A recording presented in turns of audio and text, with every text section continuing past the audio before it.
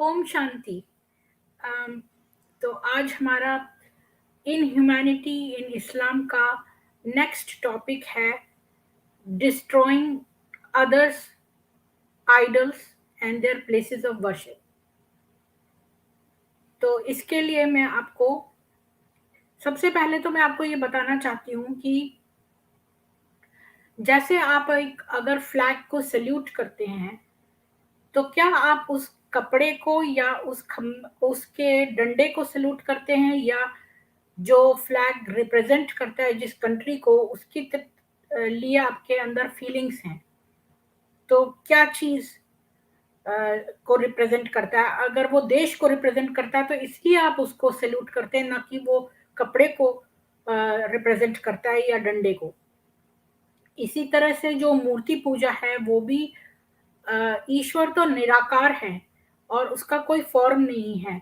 तो अगर सनातन धर्म जो है ये आजादी देता है, ये स्वतंत्रता देता है कि आप ईश्वर को किसी भी रूप में फॉलो करें। तो चाहे आप उसकी मूर्ति बना के करें, चाहे आप उसकी इमेज बना के करें, आप उसको किसी भी जेंडर में कर सकते हैं, किसी भी प्लूरैलिटी में कर सकते हैं। तो इतनी आजादी है आपको। तो अगर मूर्ति बना के आपको बेहतर ध्यान लगता हो, ज्यादा फोकस और कंसंट्रेशन होता हो, तो क्यों नहीं?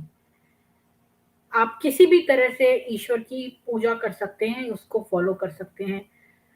तो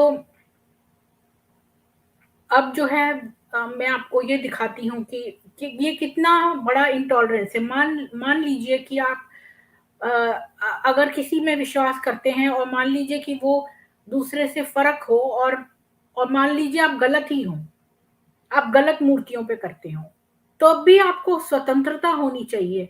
अगर आप अगर कोई अच्छे धर्म में है और मान लो वो अपने मजहब को अच्छा समझता है, और वो आपके धर्म को जो बुरा समझता है और आपकी मूर्ति पूजा को बुरा समझता है, तो वो आपको समझा सकता है।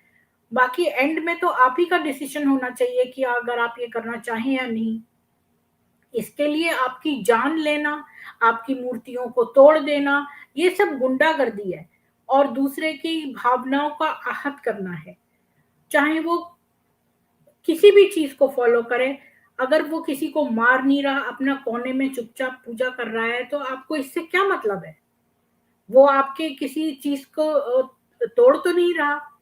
तो आपको क्या हक बनता है कि आप उसकी जो है मूर्तियों को तोड़ें, उसके जाके उसके मंदिरों को तोड़ दें?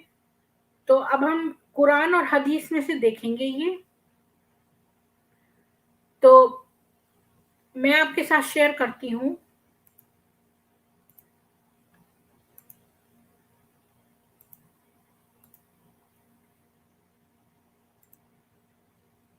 ये है कुरान के 22वें चैप्टर की 30वीं आयत, और ये कहती है, that is the command and whose magnifieth the sacred things of Allah. It will be well for him in the sight of his Lord. The cattle are lawful unto you, save that which has been told you. So shun the filth of idols and shun lying speech. तो ये ये जो पिछली आयतें बताता चला जा रहा है कि आप क्या क्या करें। उसमें ये कह रहा है कि जो भी मैग्निफाइड, जो बड़ा किया गया है, जो सेक्रेड है, जो पवित्र है अल्लाह की, उसमें तो आप उसको माने, और in the site of Lord, जो उनकी नजर की, उनकी दृष्टि में जो पवित्र है उसको माने। जैसे कि जो कैटल हैं वो लॉफुल होते हैं, जैसे कि जो भेड़ बकरियां हैं वो लॉफुल होती हैं तुम्हारे प्रति। उनके अलावा जिन जिन कुछ के अलावा बाकी सब आपके फेथफुल होती हैं। सो शन द फिल्थ ऑफ आइडल्स। तो फिल्थ, ये देखो फिल्थ ये वर्ड यूज किया है, यानी मूर्तियों की गंदगी को त्यागो, और शन लाइंग स्पीच, और झूठ की वचनों को त्यागो। जबकि हमने पिछले कई हदीसों में देखा है कि मोहम्मद ने कई बार झूठ बोला। खुद उसने जो है हफ्सा की नौकरानी के साथ वो सोया, और हफ्सा को उसने कह दिया कि उसके पिता ने उसको बुलाया है, और जब वो चली गई तो उसने पीछे से उसकी नौकरानी के साथ सेक्स किया। फिर मोहम्मद ने उससे जो है वादा किया कि वो फिर से नहीं करेगा, लेकिन फिर वो उसने एक बार फिर किया ये। तो आपने देखा कि मोहम्मद कितना झूठ बोलता था और दूसरों को कहता है कि झूठ मत बोलो। खैर ये बात तो सच है कि झूठ नहीं बोलना चाहिए, लेकिन मोहम्मद खुद नहीं वो फॉलो करता था जो वो दूसरों को कहता था। और यहाँ पे आप साफ साफ देखिए कि वो कह रहा है कि मूर्तियों की गंदगी को जो है त्यागो, मूर्तियां गंदी हैं। अब अगली आयत पे चलते हैं। ये कुरान की 21वीं चैप्टर की 57 आयत है कि and by Allah I shall circumvent your idols and ye have gone away and turned your backs. तो अब ये सिमिलर आयतें बहुत सारी जगहों पे, अब जैसे ये बुखारी की है तो आपको मुस्लिम में भी मिलेगी, और थोड़े थोड़े शब्द डिफरेंट है। जैसे कि यहाँ पे लिखा है I will circumvent your idols, मतलब कि मैं उनको मोड़ दूंगा, तोड़ मड़ोड़ दूंगा तुम्हारे आइडल्स को, तुम्हारी मूर्तियों को। और कहीं पे लिखा हुआ है कि मैं उनको विनाश कर दूंगा उनका। And ye have gone away and turned your backs. तो ये कह रहा है कि एंड बाय अल्लाह, मैं अल्लाह के वचन से कहता हूं कि मैं तुम्हारी मूर्तियों को तोड़ मड़ोड़ दूंगा जब तुम चले गए होगे और तुम्हारी पीठ के पीछे। यानी कि ये लोग एक तो रात को अटैक करते थे और पीठ के पीछे ये तुम्हारी मूर्तियों को आकर तोड़ देंगे। तो इन्हें क्या हक बनता है कि दूसरों की धार्मिक भावनाओं को आहत करने का। अगले में देखिए ये कुरान की 26वें चैप्टर की आयतें 69 से लेकर 74 तक की। तो 69 में वो कह रहा है recite unto them the story of Ibrahim, कह रहा है कि उन्हें इब्राहिम की कहानी बताओ, गाओ। 26 के 70वें में कह रहा है when he said unto his father and his folk what worship ye, जब उसने अपने पिता से और अपने लोगों से कहा कि कौन सी किसको पूछते हो आप। 71 में कहता है they said we worship idols and are ever devoted unto them, उन्होंने कहा हम मूर्तियों की पूजा करते हैं और उसी के प्रति जो है वो डिवोटेड है, मतलब श्रद्धा है हमें। 72 में कहते हैं he said do they hear you when you cry, वो कहता है कि क्या ये सुनते हैं जब तुम रोते हो। यानी कि क्या मूर्तियां जब तुम रोते हो तो क्या वो सुनती हैं तुम्हें। और डू दे बेनिफिट और हार्म यू, या फिर वो तुम्हारी सहायता करती हैं या तुम्हारा नुकसान करती हैं। They said nay, but we found our fathers acting on this wise. तो उन्होंने कहा नहीं, पर हमने देखा अपने पिता को इनको मानते हुए। तो ये सब बता रहा है कि कैसे इन लोगों ने पूछा इन लोगों से कि क्या तुम किसकी पूजा करते हो, तो उन्होंने कहा कि हम मूर्तियों की करते हैं। तो इन्होंने कहा कि क्या ये तुम्हारी जब तुम दुखी होते हो तो क्या ये तुम्हारे दर्द को सुनती हैं क्या, तो क्या ये तुम्हें जो है फायदा पहुंचाती हैं या तुम्हें नुकसान पहुंचाती हैं। तो उन्होंने कहा नहीं, हम तो वही कर रहे हैं जो हमारे पिता ने को हमने करते देखा। अब कुरान की 37 की चैप्टर की 93 वर्स देखते हैं। Then he attacked them striking with his right hand. तो इसमें लिखा है कि फिर उसने उस पर अटैक किया अपने सीधे हाथ से। तो इसका रेफरेंस थोड़ा ऊपर से चलेंगे तब पता चलेगा कि किसको अटैक किया। तो इसमें ये लिखा है and they turn their backs went away from him, they turned he to their gods and said, will he not eat? What aileth you that you speak not? और then he attacked them striking with his right hand। यानी कि हम देखते हैं कि उसने मूर्तियों से पूछा, he turned to their gods, और उसने कहा कि क्या तुम नहीं खाओगे, तो क्या तुम्हें परेशानी है जो तुम बोलते नहीं हो। और फिर उसने उसे अटैक किया कि भाई मूर्तियां बोलती नहीं है और खा नहीं रही हैं, बोल नहीं रही हैं, तो क्या परेशानी है उन्हें। और ऐसा कहते हुए उसने अपने सीधे हाथ से उन्हें अटैक किया, यानी उन्हें तोड़ा। अब सही मुस्लिम, ये सब तो हमने कुरान की देखी, अब सही मुस्लिम की देखते हैं। मेरे को सही बुखारी में भी मिली थी, पर एक ही जगह से कोट करना ठीक है, सेम सेम चीज जो है वो बहुत जगहों पे लिखी हुई है। तो मुस्लिम की 832 वाली वर्स है, और इसमें हम इतना बड़ा सा दिया हुआ है, लेकिन हम सारी नहीं पढ़ेंगे। अब हम यहाँ से देखते हैं कि वो कहता है, आई अगेन सेड हु, इसमें अमीर बिन अबासा सुलामी रिपोर्ट कर रहा है, अम्र बिन अबासा सुलामी। वो कहता है कि हु इज अ प्रॉफिट, तो उसने कहा, तो थोड़ा और पहले से चलते, नहीं तो समझ में नहीं आएगा। In the state of ignorance before embracing Islam, I used to think that the people were in error and they were not on anything which may be called the right path and worship the idols. तो अम्र बिन अबासा सुलामी कहता है कि जब मैं इस्लाम को नहीं अपनाया था तो मैं सोचता था कि लोग तो गलत करते हैं और वो कोई सीधे राह पे नहीं है और मूर्ति पूजा करते हैं। Meanwhile, I heard of a man in Mecca who was giving news on the basis of his prophetic knowledge, so I sat on my ride and went to him. तब मैंने सुना एक आदमी है मक्का में जो कि अपनी बड़ी जो है ज्ञान बांट रहा है, तो मैं नबियों वाला ज्ञान बांट रहा है, तो मैं अपने सवार पे गया और उसके पास गया, मैं सवार होके गया और उसके पास गया। The messenger of Allah was at that time hiding as his people had made life hard for him. तो मोहम्मद जो था वो उस समय छुप रहा था क्योंकि लोगों ने उसकी जिंदगी जो है वो मुश्किल कर दी थी। I adopted a friendly attitude towards the Meccans and thus managed to enter Mecca and go to him, the holy prophet, and I said to him, who are you? तो फिर मैंने उनके साथ जो है वो दोस्ताना व्यवहार किया और मैं इस प्रकार से मक्का के अंदर घुस सका, और यानी कि वो अगर फ्रेंडली एटीट्यूड नहीं रखता तो वो मक्का में ही नहीं घुस पाता। और फिर मैं उस मोहम्मद के पास गया और मैंने उससे पूछा, तुम कौन हो? He said, I am the prophet of Allah. तो उसने कहा, मैं जो हूँ अल्लाह का नबी हूँ। तो मैंने उससे कहा कि हु इज द प्रॉफिट, मैंने उससे पूछा कि कौन है प्रॉफिट। तो उसने कहा, I am a prophet in the sense that I have been sent by Allah.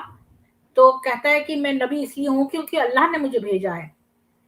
I said, what is that which you have been sent with, वो क्या चीज है तुम्हारे साथ जो भेजी है? He said, I have been sent to join ties of relationship with kindness and affection, to break the idols and proclaim the oneness of Allah in a manner that nothing to be associated with him. तो उसने कहा कि भाई मुझे जो है वो relationship बनाने के लिए, आत्मीयता बनाने के लिए भेजा है और मूर्तियां तोड़ने के लिए भेजा है और अल्लाह के बारे में बताने के लिए भेजा है। इस प्रकार से दैट कि कोई भी जो है वो और उससे एसोसिएट ना कर पाए। तो दो कामों के लिए भेजा है, एक तो अल्लाह के बारे में बताने के लिए भेजा है और एक मूर्तियां तोड़ने के लिए भेजा है। I said, who is with you in this, मैंने पूछा कि तुम्हारे साथ कौन कौन है।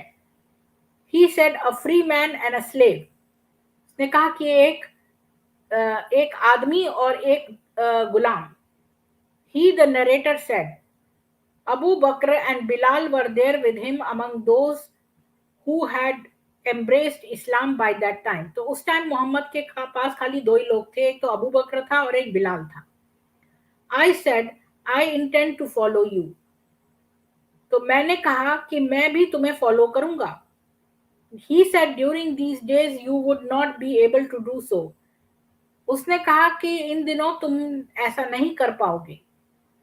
Don't you see the hard condition under which I and my people are living? You better go back to your people, and when you hear that I have been granted. खैर हमें वो सब से मतलब नहीं है, वो उसे कहता है कि अभी ठीक नहीं है पर मैं तुम्हें बाद में बुलाऊंगा।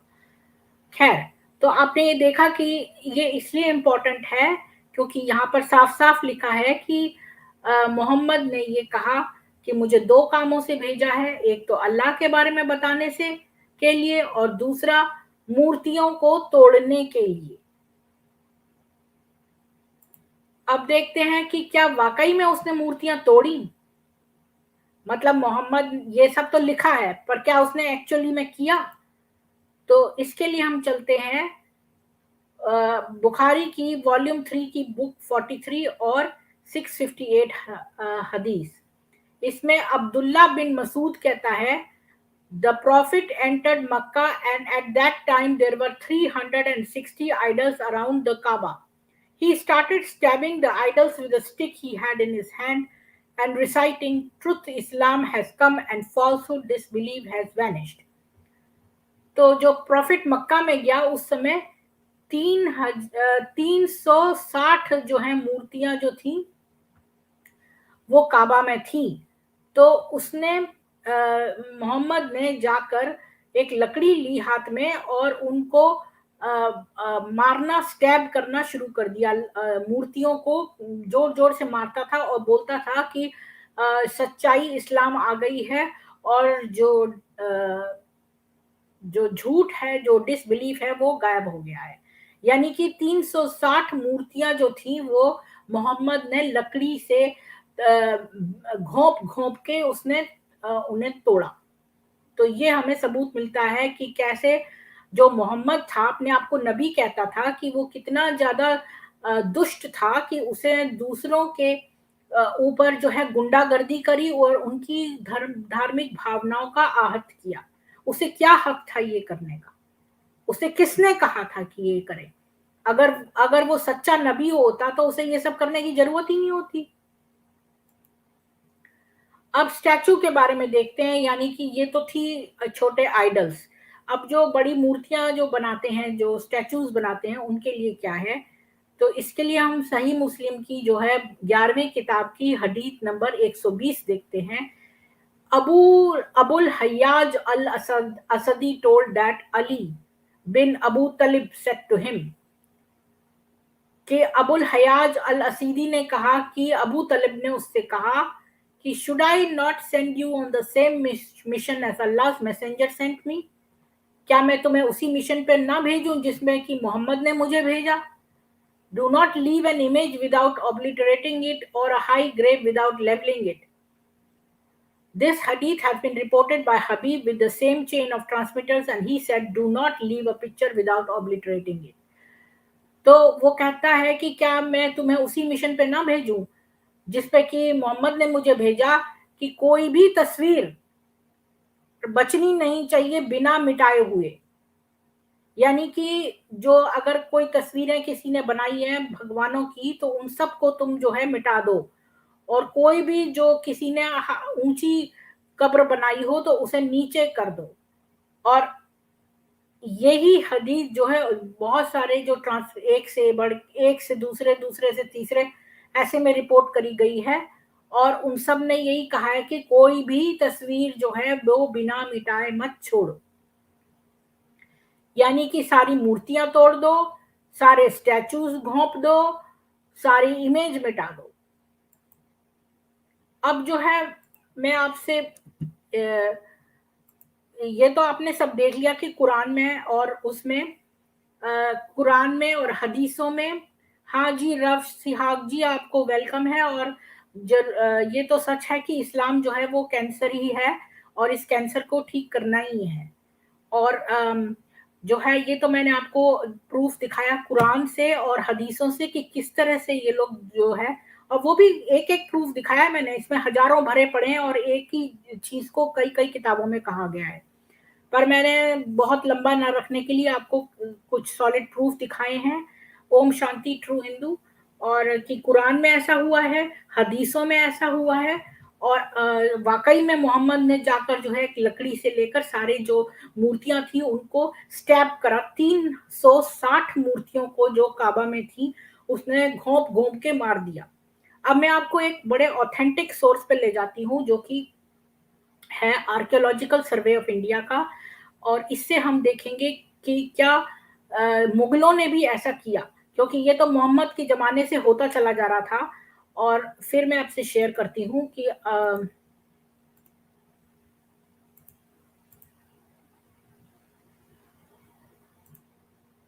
तो ये आप देख रहे हैं कि ये है गवर्नमेंट ऑफ इंडिया का आर्कियोलॉजिकल सर्वे ऑफ इंडिया का से कि ये ऑथेंटिक डॉक्यूमेंट है। और इसमें हम देखेंगे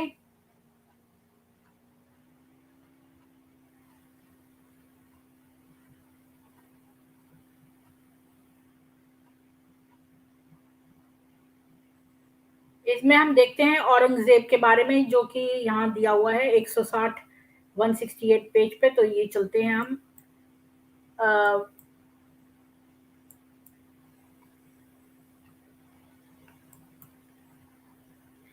हाँ, यहाँ पे दिया है औरंगजेब। तो ये destruction of Hindu temples. Early in the reign of Shah Jahan, it was brought to his notice that the building of new temples and the repairing of old ones, though in conformity with the liberal practices of the reign of Akbar and Jahangir, were in reality against the Muslim law and usage. तो शाहजहां के ज़माने में उसकी नज़रों में लाया गया कि जो नए मंदिर हैं और जो पुरानों को रिपेयर करना है, हालांकि वो लिबरल प्रैक्टिस जो है वो अकबर की उससे लाई करते थे, लेकिन वो मुस्लिम लॉ के खिलाफ थे। As we have already seen, Shah Jahan for some time tried to enforce the Muslim law as thus interpreted, but later in his reign several temples were repaired and added to. Shortly, तो हमने देखा कि शाहजहां ने कुछ समय तक मुस्लिम law बनाया और बाकी के बचे काल में कुछ जो है टेम्पल्स जो थे वो रिपेयर भी हुए और ऐड भी हुए।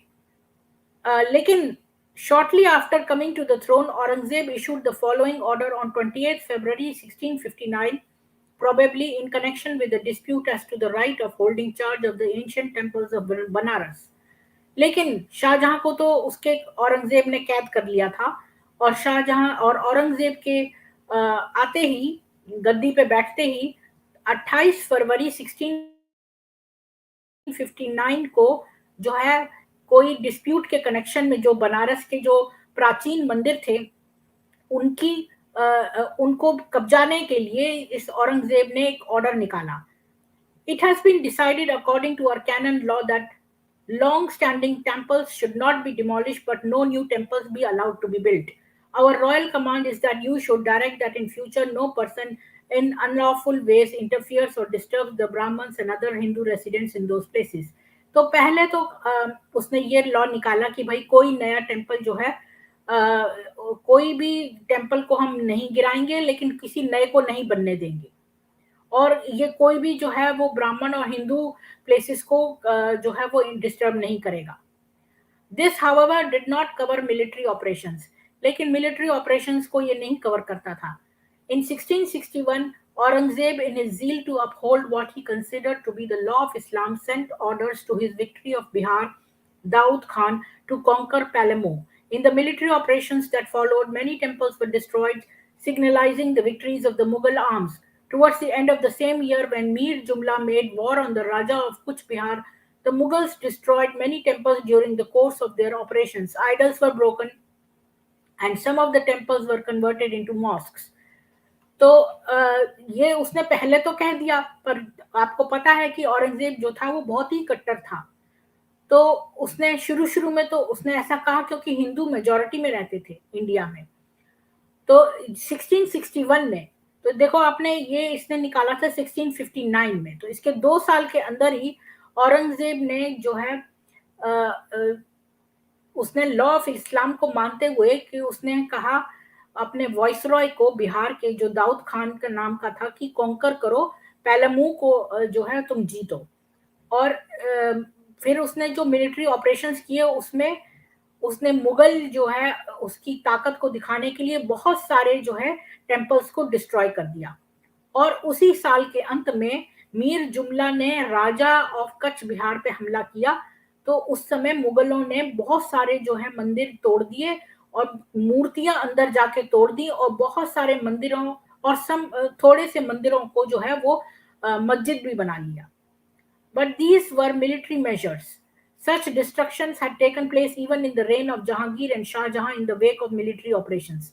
तो मिलिट्री ऑपरेशंस का बहाना बनाकर जहांगीर और शाहजहां ने भी ऐसा किया था कि मतलब सफा ना करके, और जो है वो इस तरह कहा कि मिलिट्री ऑपरेशन है और तोड़ दिया। अब अगर मैं पूछती हूँ, अगर उन्हें तोड़ दिया तो अंदर जाके मूर्तियां तोड़ने की क्या जरूरत थी, और फिर उस पर मस्जिद बनाने की क्या जरूरत थी? अब अगर तुम्हें वहां पर जो है तोड़ दिया, अगर टूट गया तुम्हारे से, तो वहां पे मस्जिद बनाने की क्या जरूरत थी? ये बात तो इससे साफ जाहिर होता है कि ये एक प्लान्ड करा हुआ काम था। Soon after, Aurangzeb began to act even without the provocation of military unnecessity. इसके बाद तो औरंगजेब को इसका भी बहाने की जरूरत नहीं पड़ी कि ये मिलिट्री एक्सपेडिशन है। The temple of Somnath was destroyed early in his rain. तो जो सोमनाथ का मंदिर है उसे तो शुरू में ही उसने तबाह करवा दिया। This seems to have been one of the results of the order sent to his officials in Gujarat dated 20 November 1665। तो ये उसका नतीजा था जो उसने अपने ऑफिशियल्स को गुजरात में भेजा 20 नवंबर 1665 पे। Aurangzeb gave directions for the destruction of such temples in Gujarat as had one time been destroyed or desecrated by him as the Prince Viceroy of Gujarat, but had later on been resumed by the Hindus। तो Aurangzeb gave directions, तो उसने जो है गुजरात के मंदिरों को तबाह करने का ऑर्डर किया। और उन मंदिरों को वो पहले भी एक बार डिस्ट्रॉय कर चुका था वहां के गुजरात के, और उनको डेसिक्रेट मतलब उनकी पवित्रता को भंग कर चुका था, क्योंकि वो प्रिंस वायसरॉय था गुजरात का। लेकिन उसको रिज्यूम कर लिया, but had later on been resume by the Hindus. लेकिन फिर हिंदुओं के उसमें कब्जे में आ गया था वो जगह। लेकिन अब उसने फिर से उस जगह को तबाह करने का ऑर्डर दिया। It is difficult to understand why these temples in Gujarat were singled out for attack. ये मुश्किल है समझना कि यही मंदिर को क्यों अलग से उसने गुजरात के अटैक करने को कहा। Aurangzeb probably felt that he was thus initiating no new policy but simply carrying out Shah Jahan's original policy which had been later reversed। तो औरंगजेब ने शायद ये सोचा होगा कि भाई वो नई पॉलिसी नहीं निकाल रहा, पर शाहजहां की जो ओरिजिनल पॉलिसी है उसी को जो है उसने करा है फॉलो, लेकिन जिसे बाद में रिवर्स कर दिया गया था। This seems to have been followed by an order to the governor of Orissa. It bears no date, but as it refers to new temples only and orders the destruction of temples built during the last 10 or 12 years, it may have been issued in 1669 and presumably within the first 12 lunar years of Aurangzeb's reign।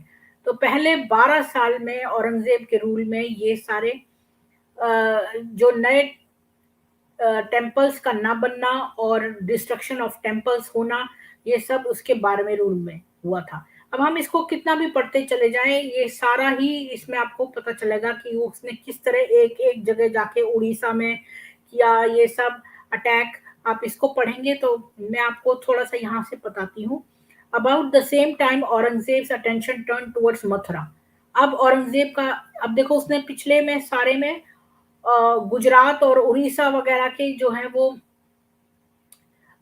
मंदिरों को तबाह कर दिया था। अब उसका ध्यान जो है मथुरा की तरफ गया।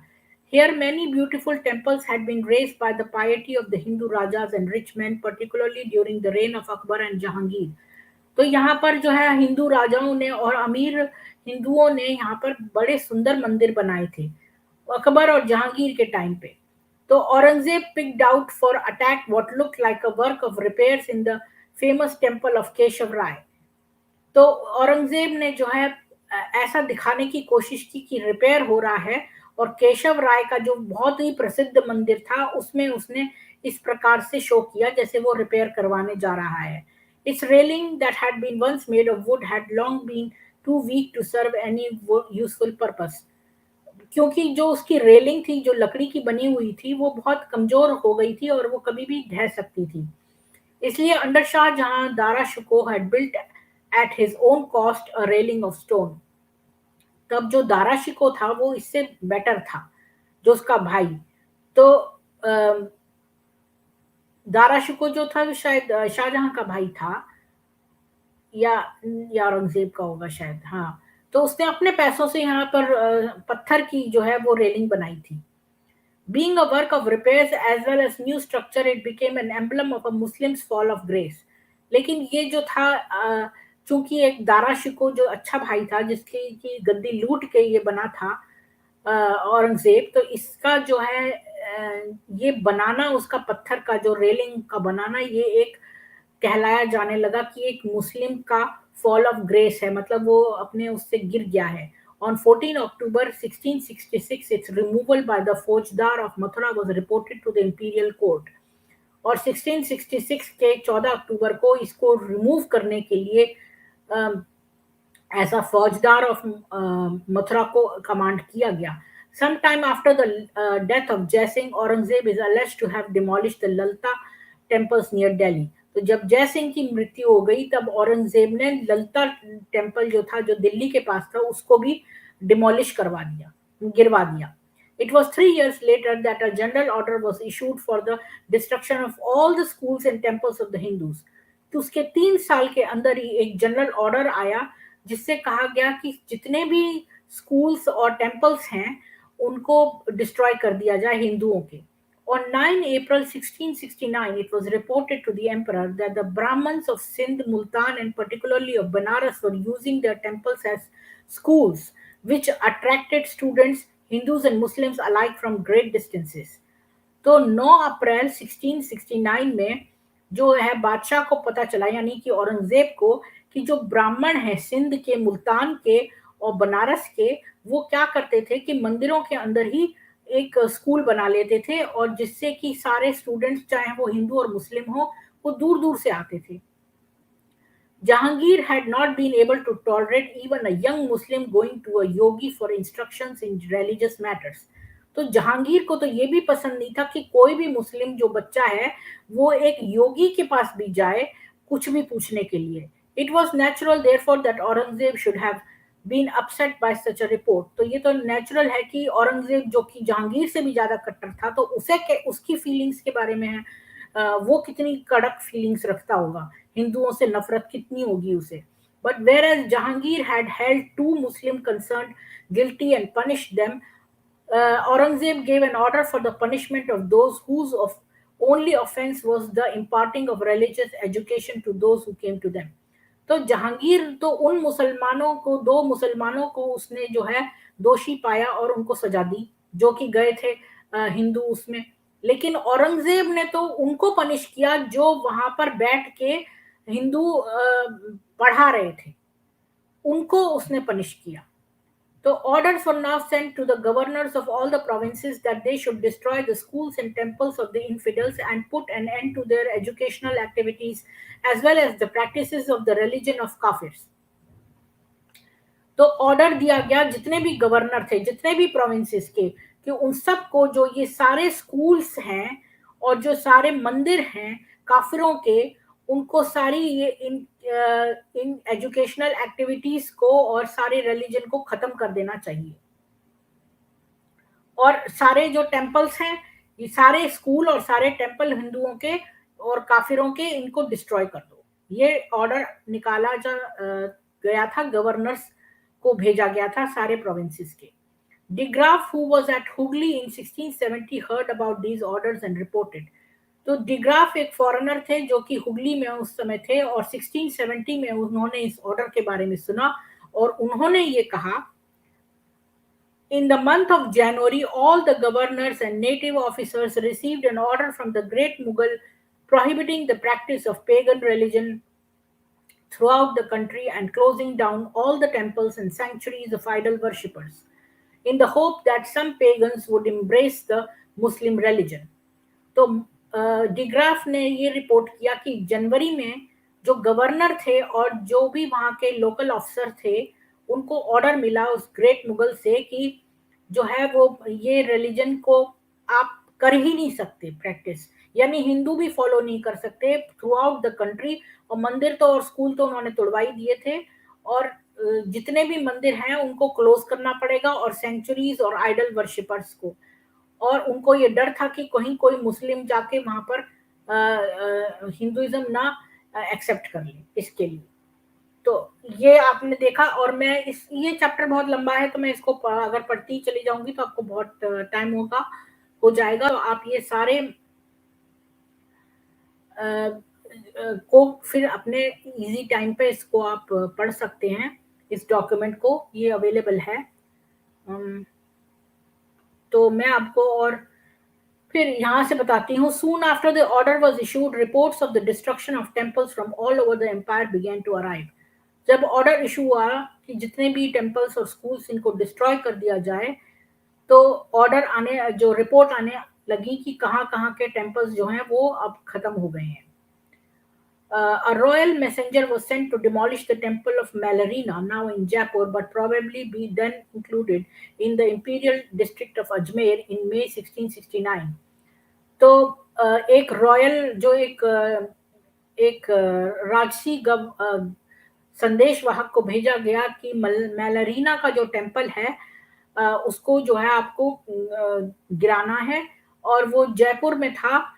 अब जयपुर में है, पर उस समय वो अजमेर के डिस्ट्रिक्ट में आता था, और ये कहा गया था मई 1669 में.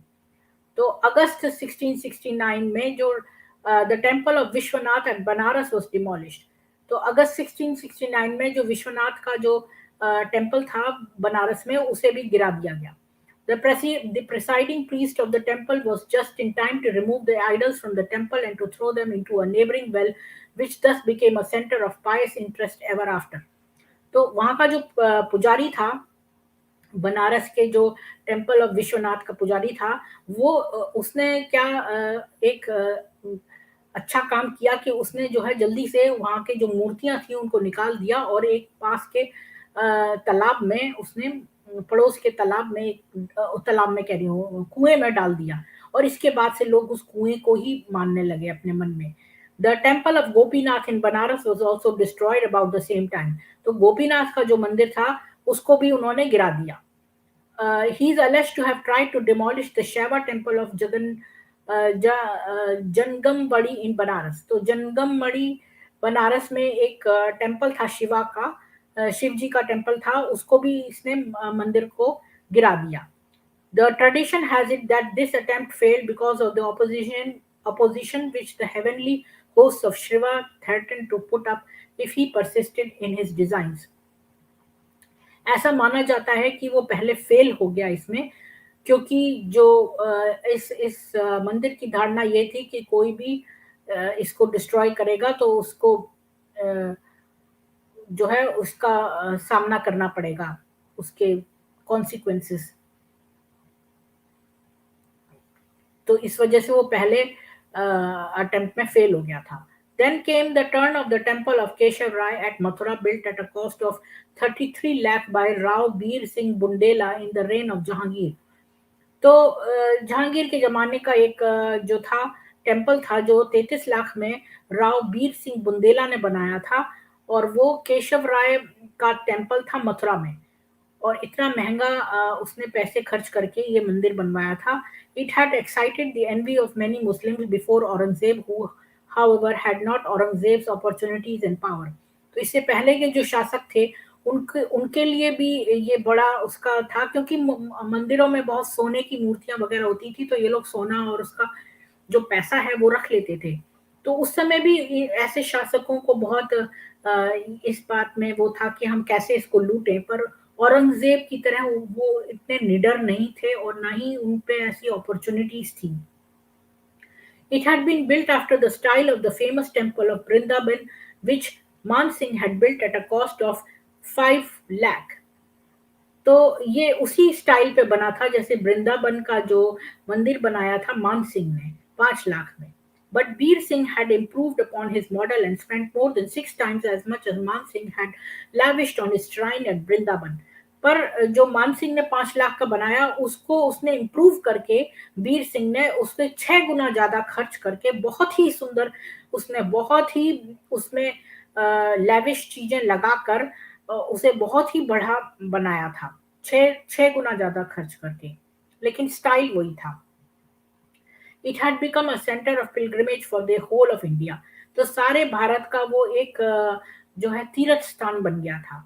The idols studded with precious stones and adorned with gold work were all taken to Agra and there buried under the steps of Jahanara Mosque. तो जो वहाँ की मूर्तियां थी जिनमें की बहुत ही हीरे जवाहरात लगे हुए थे, कीमती पत्थर लगे हुए थे, और जिसकी की नक्काशी जो है वो सोने से की गई थी, उन सबको आगरा ले जाया गया और वहाँ जो जहानारा का जो जहानारा का जो मस्जिद थी, उसके जो कदम हैं, उसके जो क्या बोलते हैं उसको, सीढ़ी जो होती है, जो कदमचा होता है जो उसका जो स्टेप्स होते हैं, उसके अंडर गाड़ दिया था उसे। The temple was leveled to the ground and a mosque was ordered to be built on the site to mark the acquisition of religious merit by the emperor. तो जो वहां का मंदिर था, जो ये जो इसने 6 गुना खर्च करके बनाया था वृंदावन में, उसको इसने नहीं सॉरी कहाँ पे बना था, केशवपुरा में बनाया था शायद, केशव राय एट मथुरा।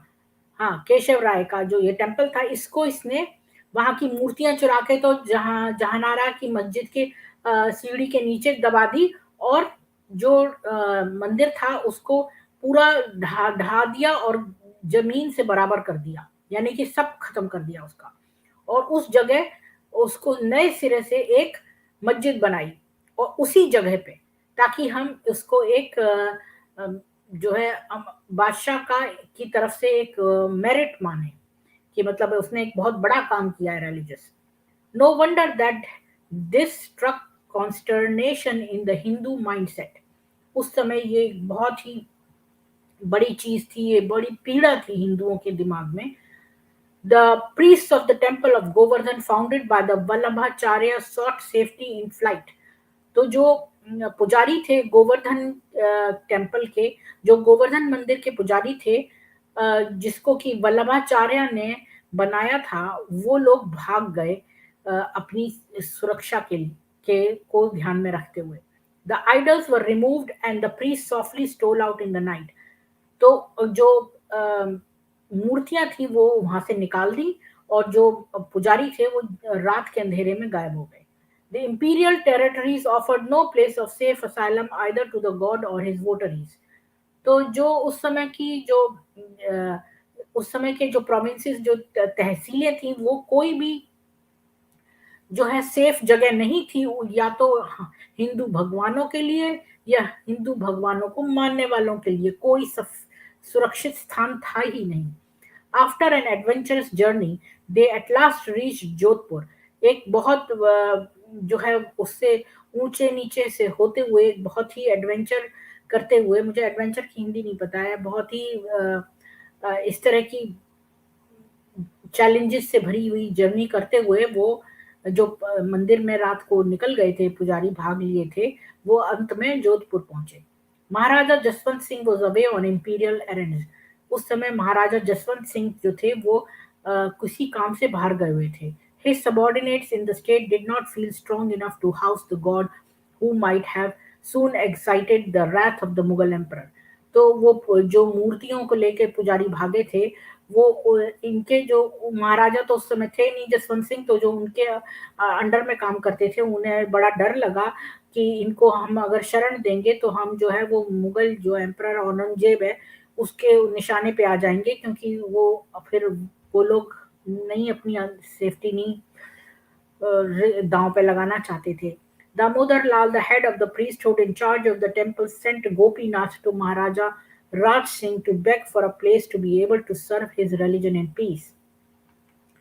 तो जो दामोदर लाल था, जो हेड था उन पुजारियों का, जो मंदिर के पुजारी थे, उसने गोपीनाथ को भेजा महाराजा राज सिंह के पास टू ताकि वो उसे एक स्थान दें, ताकि वो अपनी जो है धर्म को मान सके। The Sisodia prince extended his welcome to Damodar Lal. तो दामोदर लाल को जो है वो ससोडिया के जो राजकुमार थे उसने उन्हें शरण दी। द पार्टी लेफ्ट चंपासनी ऑन 5 दिसंबर 1671। 1671 5 दिसंबर को ये सब लोग चले गए चंपासनी। And was right royalty received by Maharaja Raj Singh on the frontiers of his state. और उन्हें वहां से रॉयल्टी मिली महाराजा राज सिंह की स्टेट से। It was decided to house the god at Sihar. तो उन्होंने उस मूर्तियों को सिहर पे जो है वहां पर फिर से स्थापित किया, and with due religious ceremony के साथ उन्होंने पूजा पाठ के साथ उसको वहां स्थापित किया। The god was installed on 10 March 1672। 1672 10 मार्च को उन्होंने वहां पर ये स्थापित किया। Mewar thus became the centre of Vaishnavism in India. इस प्रकार से मेवाड़ जो था वो वैश्वन लोगों के लिए का सेंटर बन गया।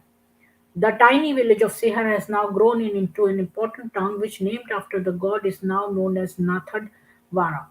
तो जहाँ वो मूर्तियां वहां पर स्थापित करी सेहर में, तो वो एक छोटा सा गांव हुआ करता था और वो अब एक बहुत इंपॉर्टेंट टाउन हो गया है जो कि भगवान के नाम पर है और उसका नाम है नाथड़वाड़ा। At Kankroli in Udaipur state, another Vaishna idol of Krishna, similarly brought down from Vrindavan, had been housed a little earlier। तो कंक्रोली में जो उदयपुर स्टेट में आता है और एक कृष्ण का जो छोटा सा वैष्णव आइडल है, एक कृष्ण की मूर्ति है, उसे इसी तरह वृंदावन से लाया हुआ यहाँ पर स्थापित कर दिया था। It forms another though less famous shrine of Vaishnavism in India today.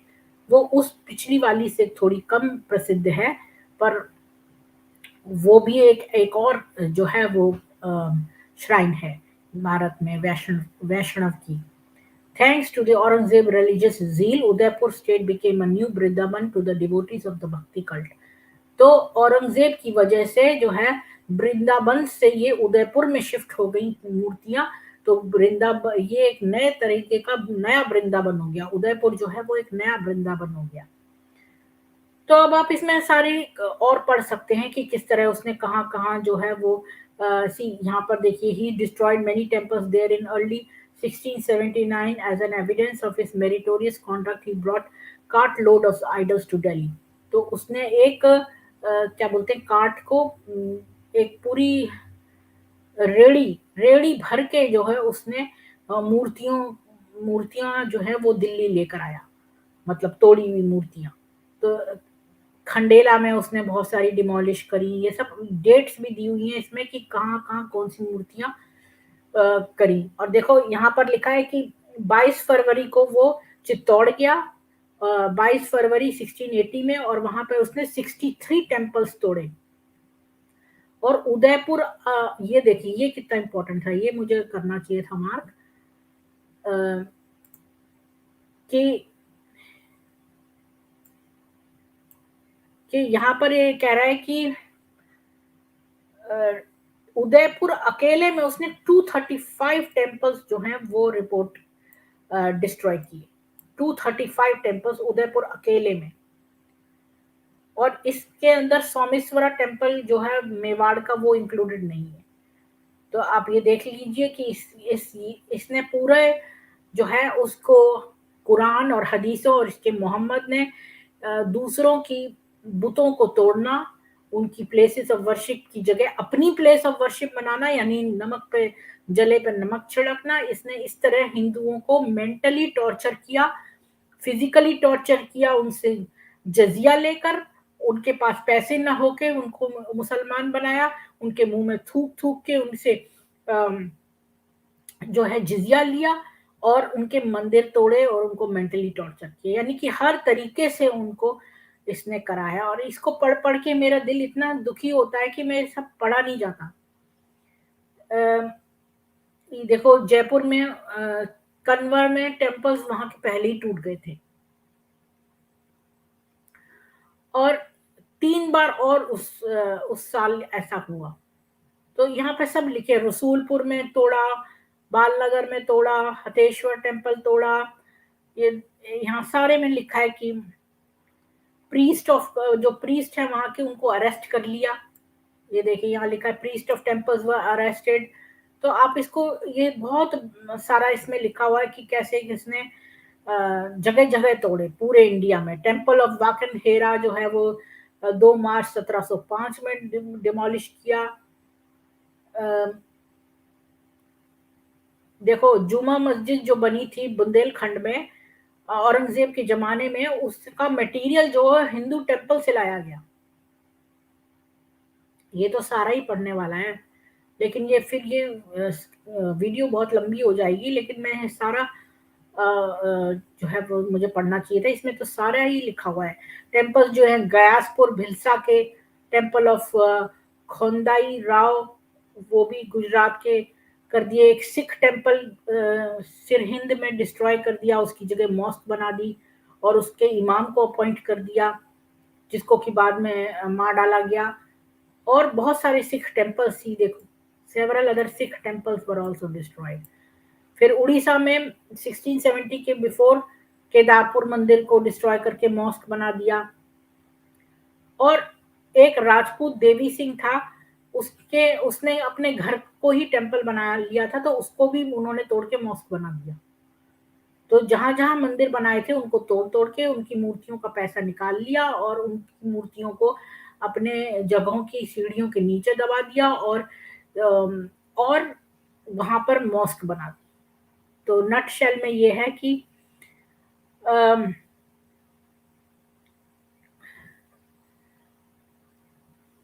इसने बहुत कांड किया है। तो यहां तक पढ़ने वाला है एक्चुअली।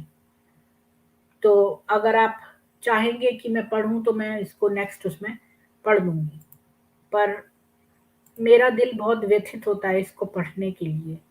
कि कहाँ कहाँ क्या तोड़ा, मुझे बहुत ही गुस्सा आता है।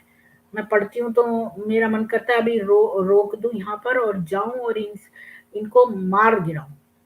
बस ऐसा दिल होता है। पढ़ती हूँ ना तो मेरे दिल को इतना दर्द होता है, तो मुझसे पढ़ा नहीं जाता। इसीलिए मैंने आपको थोड़ा सा ही पढ़ के सुनाया। मेरा दिल खराब हो गया अभी से। और ये भी ध्यान में आया कि ये ऑड्री टशकी है ना, इसकी भी पिटाई होनी चाहिए एक्चुअली में, क्योंकि ये जो है ये झूठ फैला रही है। और यहाँ साफ साफ हमारे पास डेट्स मौजूद हैं कि कितने टेम्पल्स जो है वो औरंगजेब ने गिराए, और ये वहां पर जाकर लेक्चर दे रही है कि देखो ये औरंगजेब इतना अच्छा था और उसने मंदिर बनवाए थे, और वो नए मंदिर नहीं बनवाने देता था पर बाकी उसने करे थे। लेकिन देखिए आपने आपने देखा कि ये आर्कियोलॉजिकल सर्वे ऑफ इंडिया कह रहा है और ये तारीखें भी दे रहा है कि कब कब उसने क्या मंदिर तोड़वाए थे। तो ये मैं यहाँ पे स्ट्रीम खत्म कर रही हूँ। मेरा दिल बहुत ही खराब हो गया, बहुत ही खराब हो गया है कि मुझे बहुत दुख हो रहा है और मेरे आंखों से मतलब आंसू निकलने वाले हैं। मुझे बस इतना इतना डिप्रेशन हो गया है कि पढ़ के। पता नहीं मैं कैसे चैप्टर पढ़ती, पर पता नहीं हमारे पूर्वजों ने कितना सहा है और कितना इन लोगों का वो किया है। और ईश्वर ने अब सब देख लिया है अपनी आंखों से, और इनको इसका मजा जरूर चखेगा, जरूर चखेगा। ये मेरा वादा है आपसे कि जब तक ये इन सबको मजा नहीं चखेगा तब तक जो है चैन से नहीं मैं बैठूंगी, मेरी आत्मा चैन से नहीं बैठेगी। इन सबको इसका मजा चखेगा। मैं स्ट्रीम को अब यहीं खत्म करती हूँ। ओम शांति। आपका दिन सुखमय बीते, और प्लीज लाइक शेयर और सब्सक्राइब करें, और मुझे आगे 2 लोगों को एटलीस्ट ये इन्फॉर्मेशन पास करें। ट्रू हिंदू और रैप से हाग अगर आप आना चाहते हैं ऑनलाइन तो मैं आपके लिए 1 मिनट वेट करती हूँ, और नहीं तो फिर मैं ये स्ट्रीम एंड करती हूँ।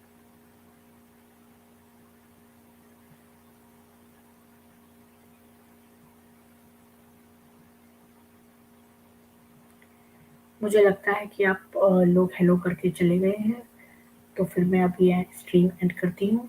और धन्यवाद देखने के लिए, अपना कीमती वक्त निकालने के लिए।